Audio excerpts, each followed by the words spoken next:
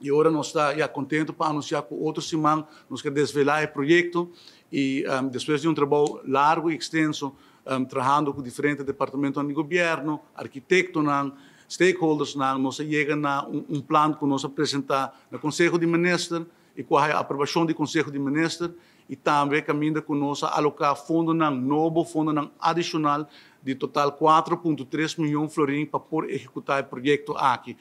Então, tomamos o tempo para nós poder bem back para dialogar com o povo de Pariba de Brugge, mas nós queremos fazer isso aqui no momento que nós temos resultado concreto e nós temos nos projetos e visão preparados para nós percorrer para fundo, não também vamos alocar e agora que a aprovação do Conselho de Ministros 4,3 milhões de florins vão punir adicionalmente na begroting de minister Adams e de minha pessoa para o projeto aqui por worden financiar e por virar uma realidade. San Nicolás está roupimas com simplesmente uma refineria.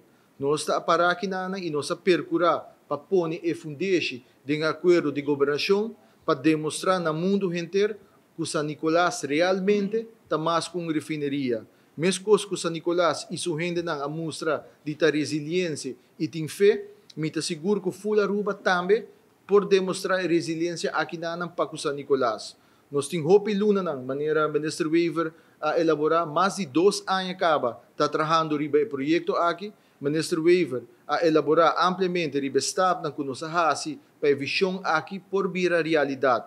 Para nós para parar aqui na awi dilante bolso e anunciar o projeto de revitalização de San Nicolás com conteúdo real. Ela toma uma trajetória, pero awi não está para anunciar isso aqui. De maneira, Ministro Weaver Bisa, outros semanas lo desvelar o projeto em sua totalidade, pero isso aqui mesmo está trazendo back na Sunrise Market. Para algum tempo acaba, sector primário, a binta vociferar a necessidade para ter um espaço permanente, caminhando por vender um produto. A ideia de tentar temporário a evolucionar e o sector também a crescer. Santa Rosa, através de seu esforço, está encargar com o markhalen na Oranjestad, mas, sin embargo, tudo isso aqui não está usar para vender souvenirs.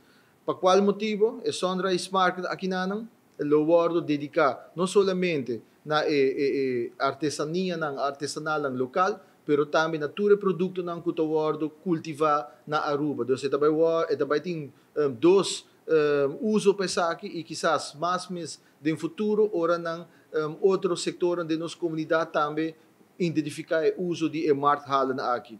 Donando nos produtores locais a oportunidade para vender um produto fresco diretamente ao consumidor de uma maneira mais frequente, o Sunrise Market lota um step crucial para crescer nossa economia local e sostener nossa comunidade.